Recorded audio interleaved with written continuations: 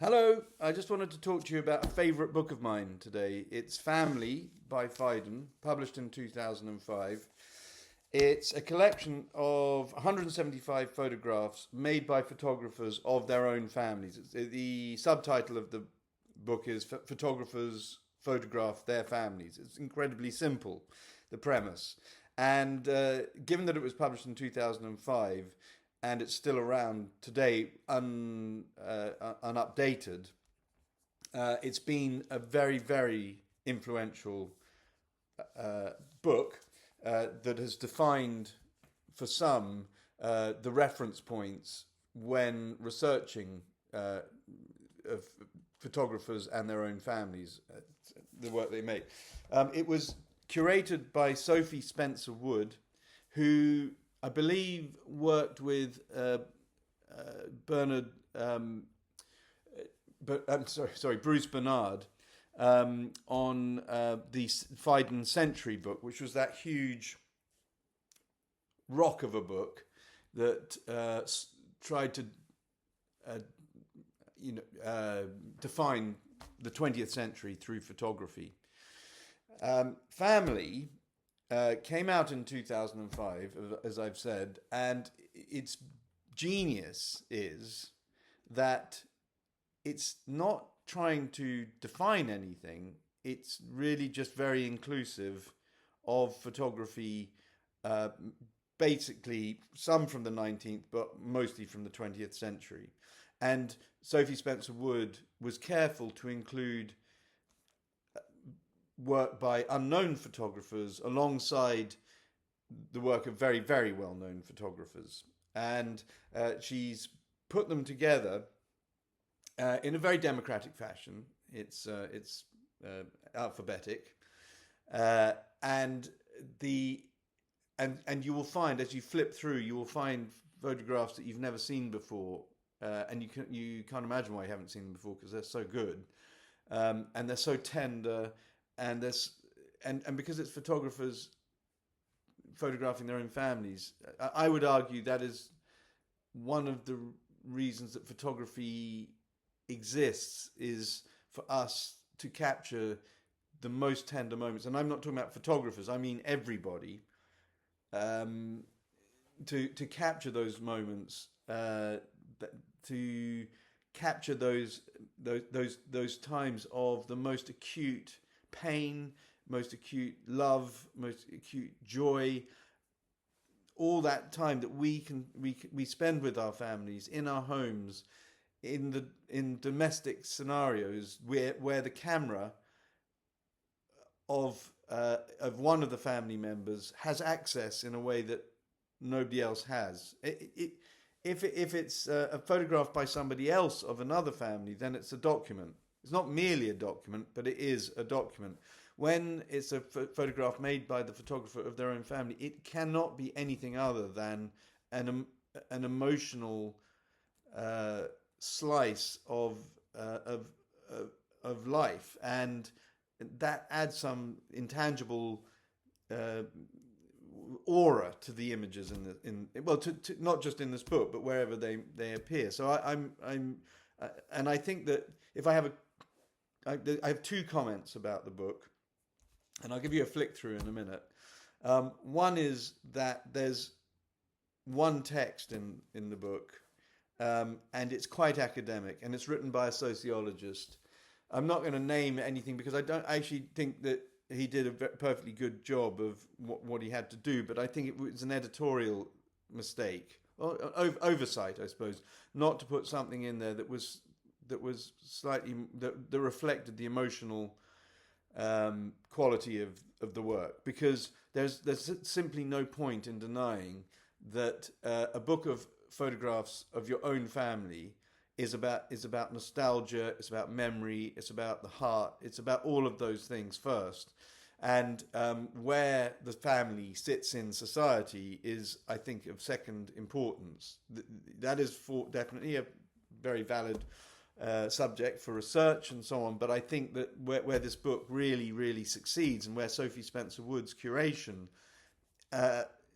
is so amazing, is that it is genuinely an emotional collection of photographs which have been chosen for their power, their emotional power, and their beauty and so on. It was as I said already, it was published in 2005. That means it can only contain really work from the 20th century and the 19th century, and we're now a quarter of the way through the 21st century, and I think we've changed. I think the family has changed. I think the voices that record the family have changed, and it's not a criticism of the book, because the book was published in its own time, and so you know that's fine. But I think now we could expand this to engage with broader voices, broader cultures, and a broader understanding of what constitutes family itself. I mean, there is some of that in here because Nan Goldin's in here, and she in the Ballad of Sexual Dependency, she redefined what family means, I think, in not just in terms of photography, but I think just in terms of in sociology. I think that she that body of work was so important for that understanding of who is it that we call our most intimate partners, and that the formal sort of nature of family, i.e. being blood relative or whatever, was undermined in a really valuable way, which I think improved the world as a concept, and that's in here. But I think we can go further, and I think this is high time for a revision of a re-edition of this book, and I would. Again, I would hope that Sophie Spencer-Wood would be the curator of this book, because I think her insight was and her instincts were absolutely perfect.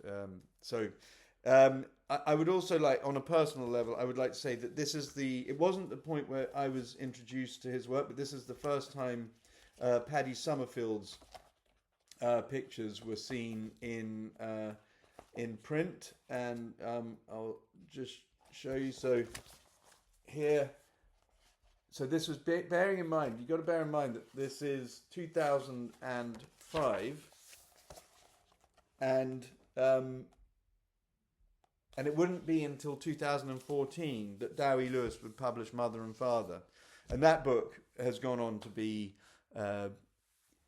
hugely important for photographers and people who are interested in the photography of the family. And it's, on a personal note, it wasn't where I discovered Paddy's work, but when I saw it included in here, it absolutely crystallized the genius of the curation of this book, because at the time Paddy really wasn't well known. He had some profile, but owing to his own sort of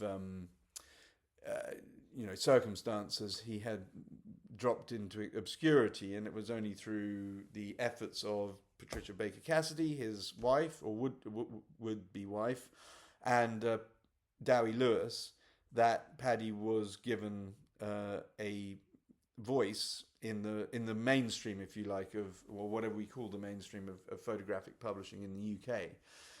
And of course, this maybe what started in this book here is culminating in the show that I'm curating of Paddy's work at the Bodleian later in 2025, in October, which will open in October 2025. So perhaps this is the point where that all started. In addition, in the book, there is a very, very lovely précis of all the photographers,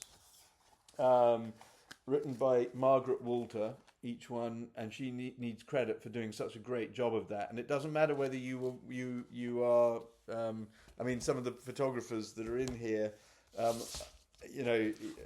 are absolutely world famous, and some are you've never heard of before. But Margaret Walters affords each of them the same amount of space. So If you look at that, you will see on that page alone there's Robert Adams, for example, Susan Andrews, um, David Bailey, Iraqi, Richard Billingham, Vlado Bodan. I mean, there are people that are, Julia Margaret Cameron.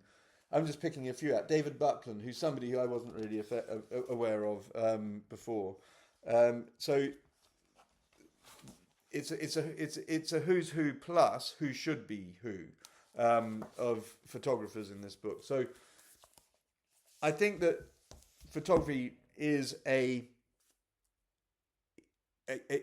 medium of where the machine and the human heart meet, and I think that's slightly overlooked in some ways, and I think this is a great reminder that we human beings have co-opted a mechanical device in such a way that we can record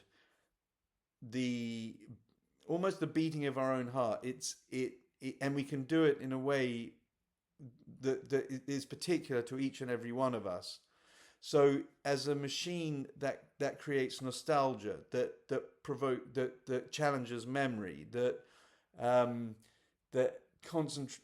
allows us to see clearly the environment in which we live amongst our families and the people that we feel most strongly about. And family is not always, as some of the work in here you'll see, the family does not always create happiness. It creates tension. It creates there's longing and unrequited desire. All of these things are here in this book, and even though it's it's a trade book, it's just fantastic, and I highly recommend that you put this on your shelf. That's enough of me. Thank you very much.